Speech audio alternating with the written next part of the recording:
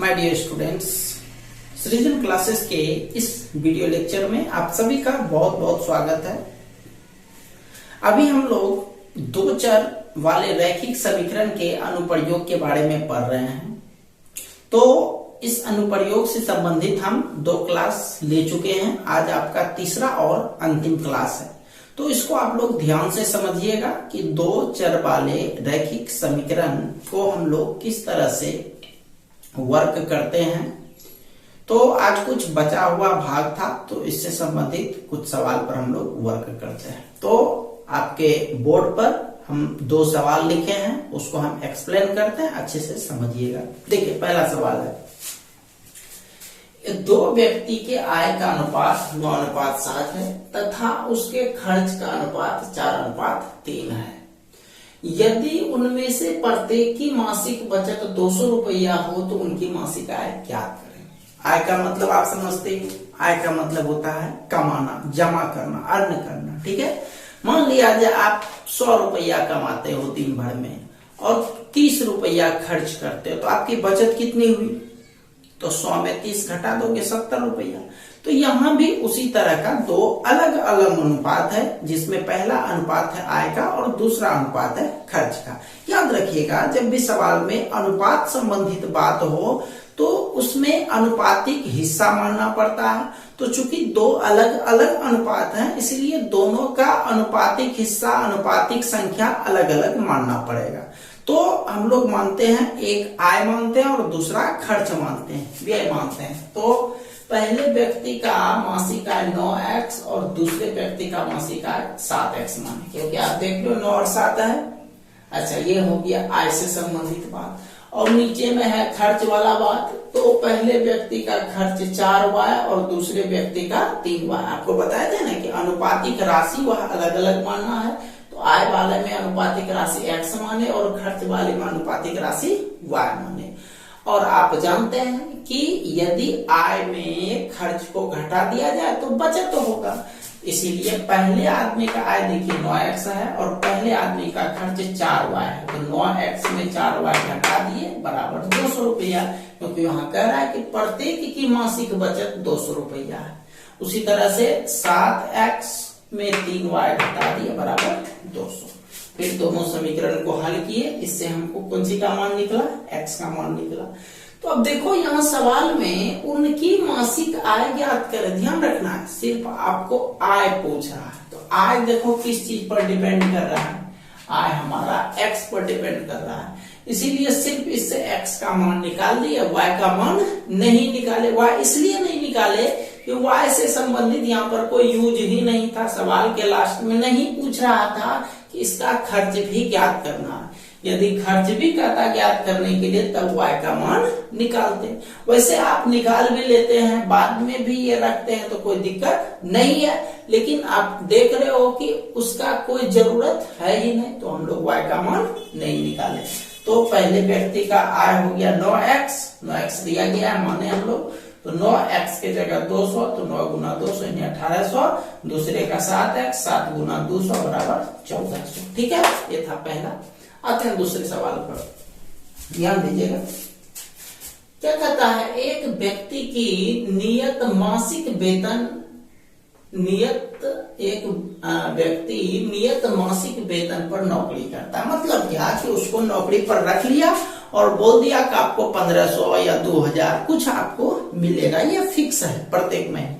ठीक है, इतना महीना जो है आपको मिलेगा। उसके बाद उस आदमी को क्या कहा कि आप जितना साल यहाँ पर जॉब करोगे, उसके आधार पर आपका जो आय होगा वह बढ़ते जाएगा।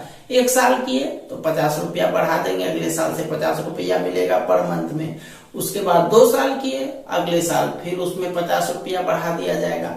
तो इस तरह से ये कह रहा है कि जितना ज्यादा आप मेरे यहाँ जॉब करोगे, नौकरी करोगे, काम करोगे, उस समय के आधार पर आपके वेतन में वृद्धि होते जाएगा, एक निश्चित वृद्धि। तो यहाँ भी इस आदमी के साथ वही कंडीशन है। देखिए क्या कंडीशन कर रहा है, मासिक वेतन पर तो नौकरी करता ही है तथा प्रति वर्ष एक निश्चित वेतन वृद्धि पाता है। मतलब हर एक साल उसके वेतन में कुछ न कुछ वृद्धि होते जाता है। आप ऐसे समझो कि मान लिया जाए 1000 रुपया पर रखा और 100 रुपया उसका मासिक वृद्धि है, तो पहला साल तक तो ठीक है 1000 रुपया मिलेगा।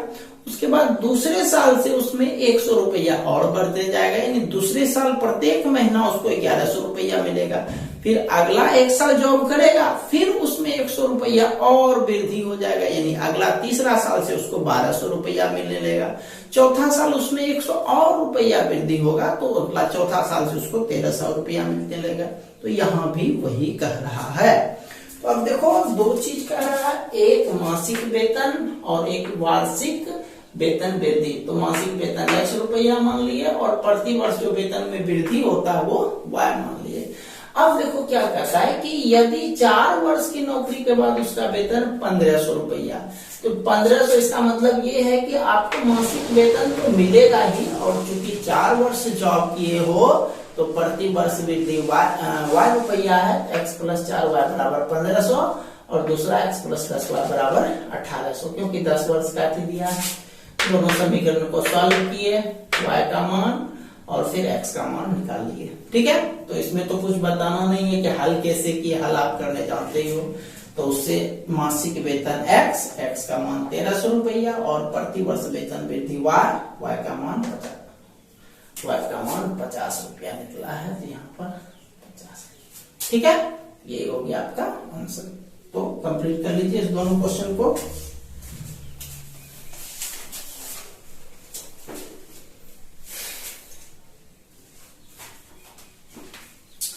चलिए आते हैं अगला क्वेश्चन पर।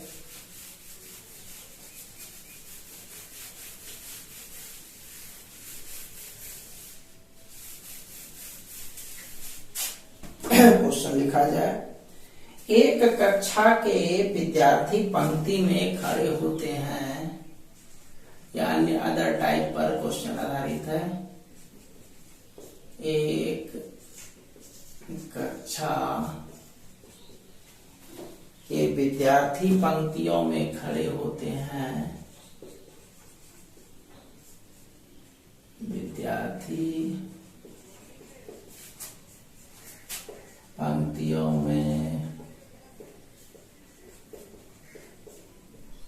खड़े होते हैं,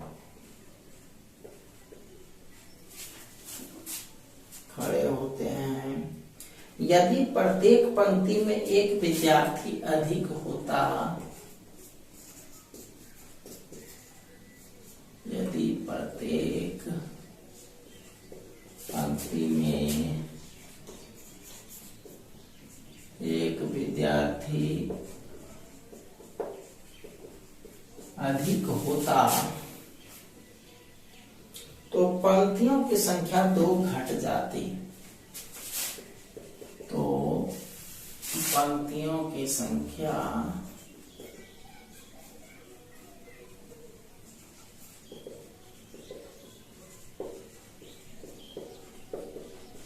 दो घट जाती, परंतु यदि प्रत्येक पंक्ति में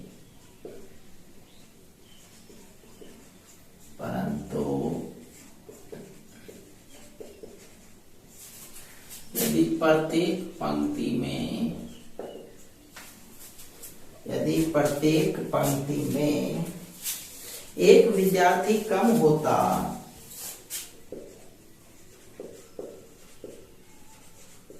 एक विद्यार्थी कम होता तो पंक्तियों की संख्या 3 बढ़ जाती। तो पंक्तियों की संख्या 3 बढ़ जाती। तो कक्षा में विद्यार्थियों की संख्या ज्ञात करें। तो कक्षा में विद्यार्थियों की संख्या ज्ञात करें।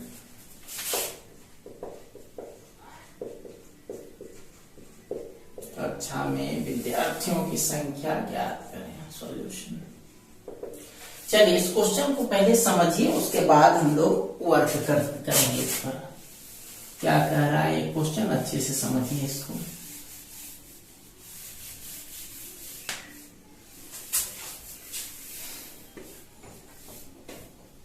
देखो आप पहले ये समझ लो कि मान लिया जाए एक कक्षा में 6 गो टेबल लगा हुआ है या बेंच लगा हुआ है और प्रत्येक टेबल पर 4 विद्यार्थी है।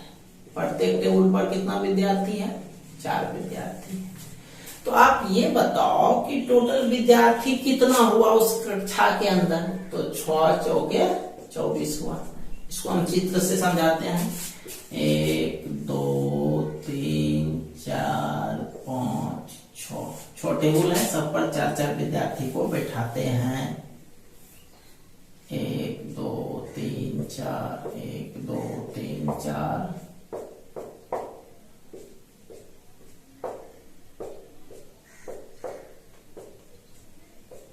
ठीक है, तो आप देख रहे हो प्रत्येक पर यदि 4 बैठाते हैं तो 24 गो होता है। अब मान लिया जाए हम 2 गो टेबल वहां से कम कर दिए। ध्यान सब समझिएगा, 2 गो टेबल क्या कर दिए? कम कर दिए। टेबल जो है अभी जो 6 गो था उसमें 2 कम कर दिए तो 4 गो टेबल हो गया। तो आप ये बताओ कि अब 4 टेबल पर 24 विद्यार्थी हमको बैठाना है, तो कैसे बैठाओगे भाई? तो ये तो पक्का है, यदि आप 2 टेबल घटा देते हो, ये रहा 2 टेबल कम कर दिए, तो विद्यार्थी तो उतना ही है, 24 है। तो अब प्रत्येक पंक्ति में क्या करोगे? 24 विद्यार्थी को 6 गो बैठाओगे, सब में 2 गो बढ़ा दोगे, तब 24 को एडजस्ट हो जाएगा। तो आप क्या देख रहे हो कि यदि हम टेबल का संख्या कम करते हैं 2, तो स्टूडेंट जो होगा प्रत्येक टेबल पर, जो 4 टेबल था उसमें आप प्रत्येक टेबल पर 2 को बैठाना पड़ेगा। तब उस स्थिति में 6 चौके 24 विद्यार्थी आपका फिर भी पूरता है। अच्छा, अब मान लिया जाए हम ऐसा किए कि जैसे हमारे पास 6 गो टेबल था, 6 गो टेबल था, आप ध्यान रखें सब पे कितना कितना बैठ रहा था? सब पे 4 बच्चा बैठ रहा था। हम 2 टेबल और बढ़ा दिए, 2 टेबल क्या किए? और बढ़ा दिए। तो अब देखो 2 टेबल बढ़ाने से आपके पास टेबल कितना हो गया? 8 हो गया। बच्चा कितना है? 24 है। अब कितना कितना बच्चा बैठाओगे तो एडजस्ट हो जाएगा, सब में 3 बैठाना पड़ेगा।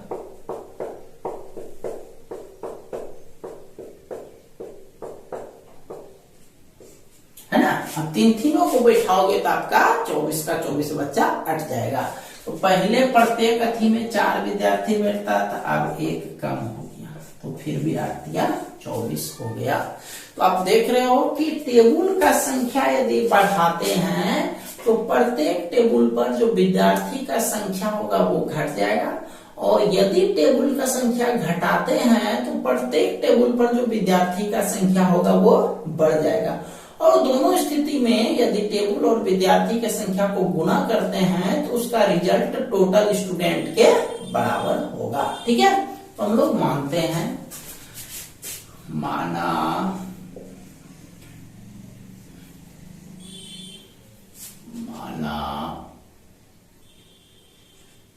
टेबल का मतलब यहाँ पर पंक्ति से है,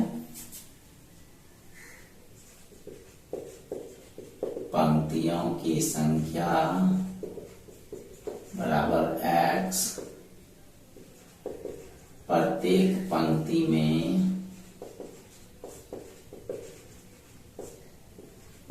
विद्यार्थी की संख्या बराबर y। इसलिए कुल विद्यार्थी हो जाएगा हमारा कितना?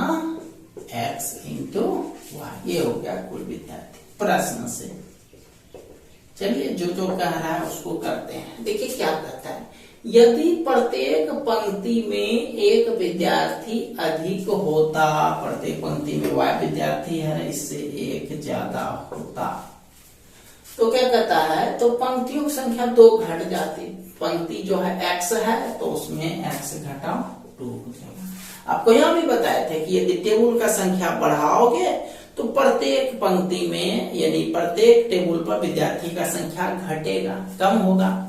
तो लेकिन उस दोनों को गुणा करने पर जो रिजल्ट होगा वह टोटल स्टूडेंट के बराबर x।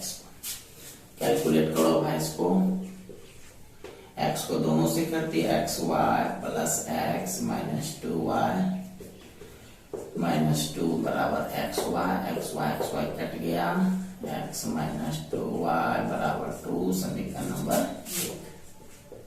पुनः फिर वही चीज आगे पढ़ो, क्या कहता है, यदि प्रत्येक पंक्ति में एक विद्यार्थी कम होता, पहले y था अब y माइनस 1 होता, तो पंक्ति की संख्या 3 बढ़ जाती, यानी x प्लस 3, और दोनों को यदि हम लोग गुना करते हैं इसका रिजल्ट कुल विद्यार्थी के बराबर आता है।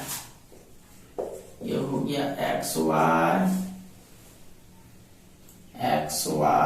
Minus x plus 3y minus 3 बराबर xy कट गया, माइनस x प्लस 3y बराबर 3। ये हो गया समीकरण नंबर 2। अब दोनों समीकरण को हल कर दो, उससे xy का मान निकल जाएगा।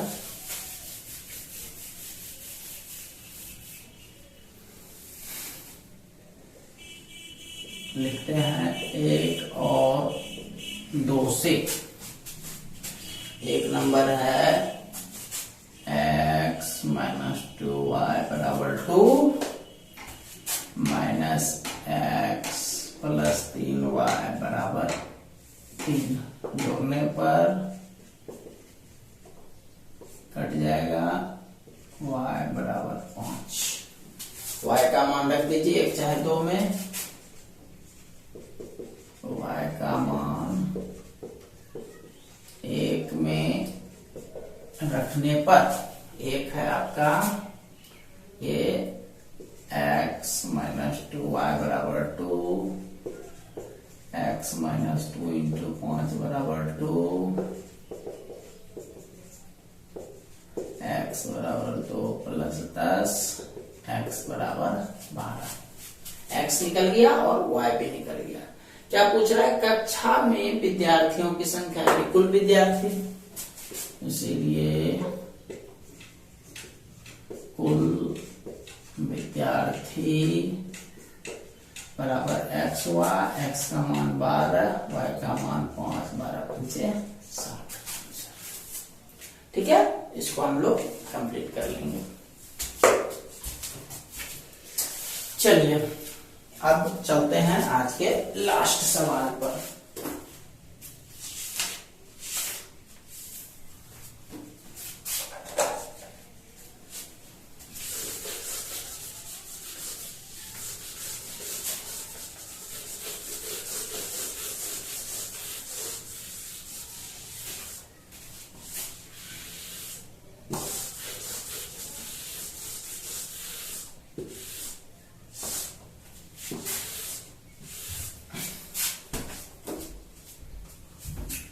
लिखिए चौथा क्वेश्चन, ये भी अन्य टाइप पर आधारित है।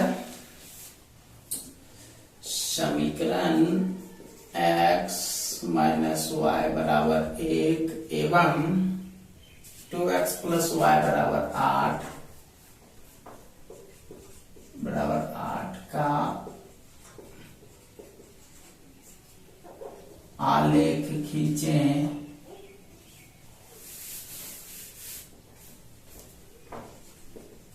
आलेख खींचें। y अक्ष एवं इन रेखाओं द्वारा निर्मित y अक्ष एवं इन रेखाओं द्वारा निर्मित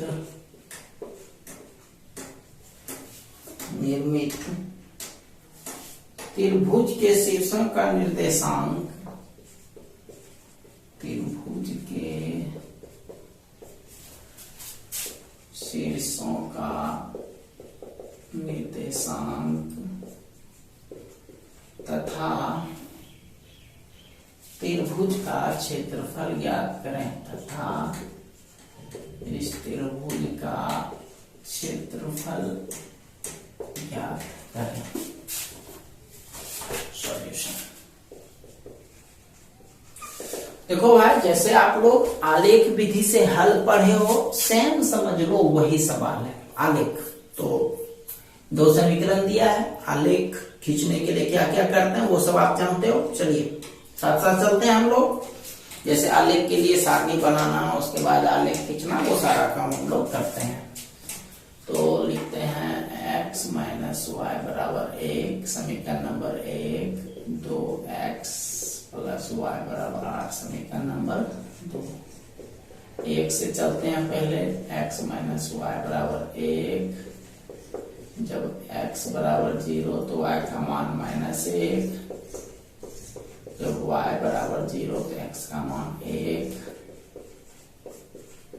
सारणी बनाने पर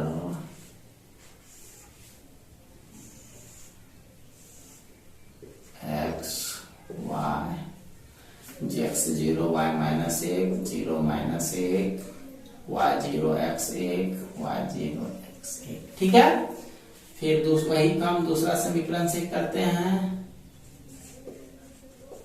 2 से 2x जोड़ y बराबर 8, जब x 0 तो y का मान 8, जब y 0 तो x का मान 4। इसका भी सारणी बनाएंगे। सारणी बनाने पर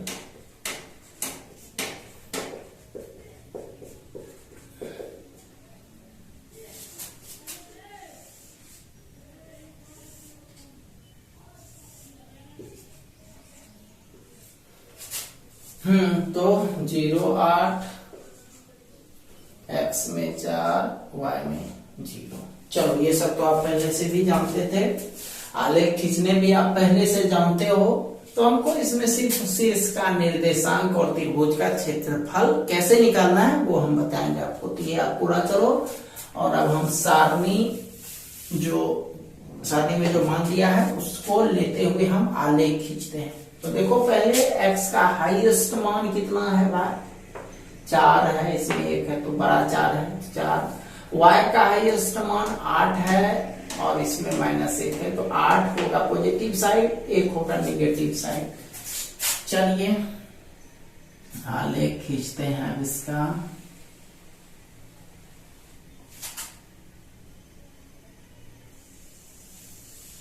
ये आलेख खींच दिए। x डैश y डैश, ये 0 होता है। 1 2 3 4, x में 4 ही है हाईएस्ट मान, देख लो भाई। तो 4 से ज्यादा हम खींचना उचित तो नहीं समझते हैं। और y में हाईएस्ट 8 है, तो लेते हैं सेम डिस्टेंस वाला। 1 2 3 4 5 6 7 8।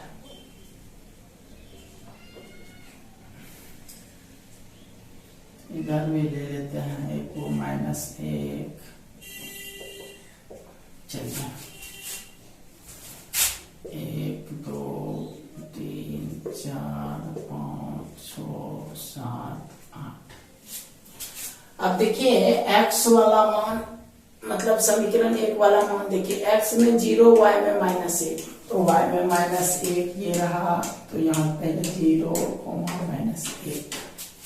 फिर देखिए y में 0 x में 1, तो x में 1 आप ये देख रहे हो ये वाला पॉइंट, तो यहाँ बगल में लिख देते हैं 1,0।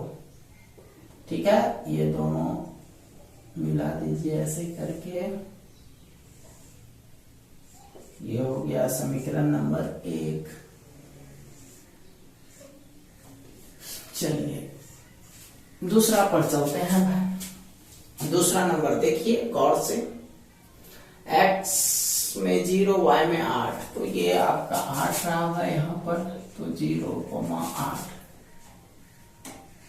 ठीक है। फिर अगला देखिए 0, y में 0, x में 4, तो x में 4 ये रहा, लिखेंगे 4,0। दोनों को मिला दीजिए,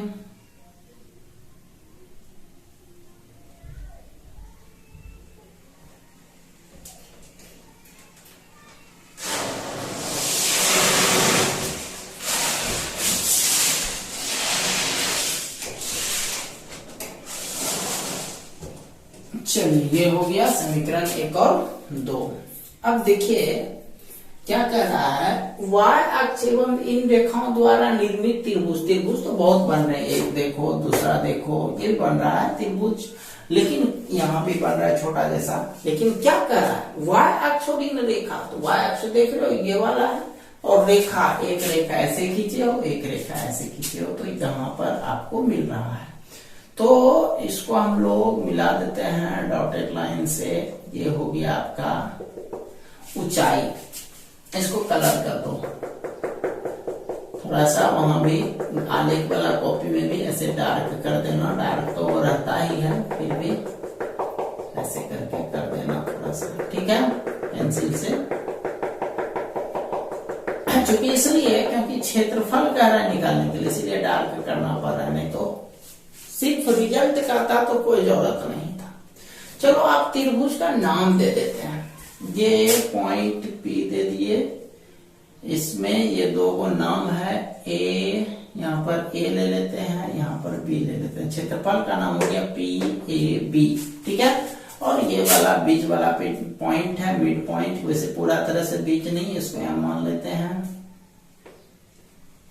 ये हो गया। चलो ये बिंदु M हो गया। चलो अंदर ही लिख देते हैं, ठीक है। चलो त्रिभुज का क्षेत्रफल का सूत्र क्या होता है, 1/2 गुना आधार गुना उच्च शीर्ष लंब। तो आधार हम मानते हैं AB को और शीर्ष लंब मानते हैं PM को। तो आधार देखो कहां से कहां तक है, यहाँ तक आपका 8 है, यहाँ तक -1 लिखा हुआ है, लेकिन चूंकि क्षेत्रफल पॉजिटिव होता है तो 8 ऊपर 1 नीचे, 9 हो गया।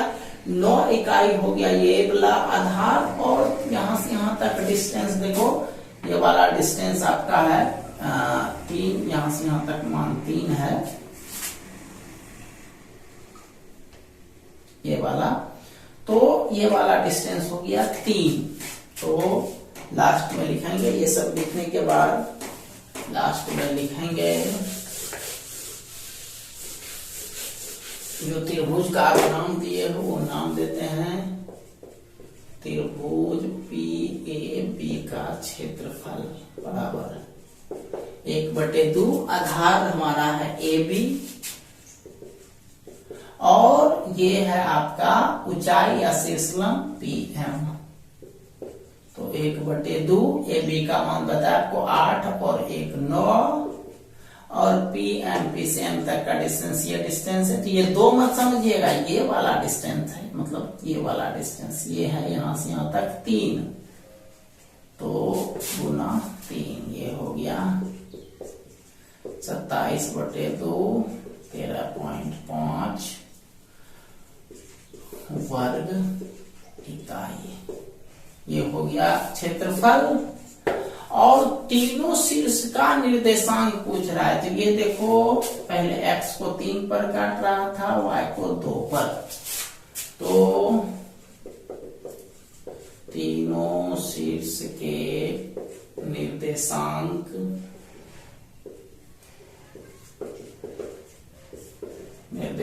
हैं, जो भी है लिख देंगे।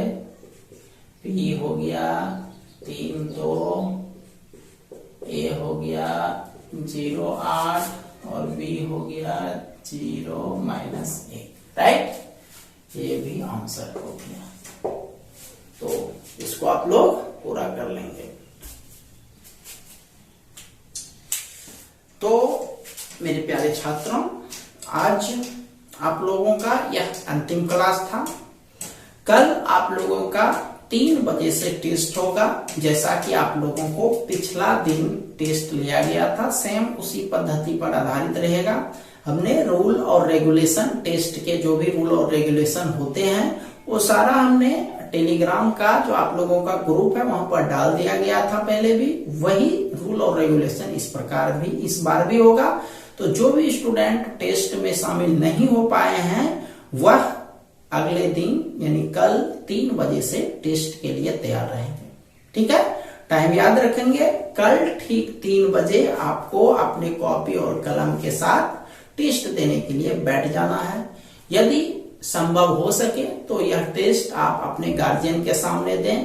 गार्जियन में आपके मम्मी पापा, आपके भाई, आपकी बहन, ये हो सकते हैं, किसी को भी रखिए। और कोई उपलब्ध नहीं है तो आप कोशिश कीजिए आपको अपने ईमानदारी से टेस्ट देना है। ठीक है, तो इसी सब बातों के साथ आज का क्लास समाप्त करते हैं। तब तक के लिए आप सभी का बहुत बहुत धन्यवाद।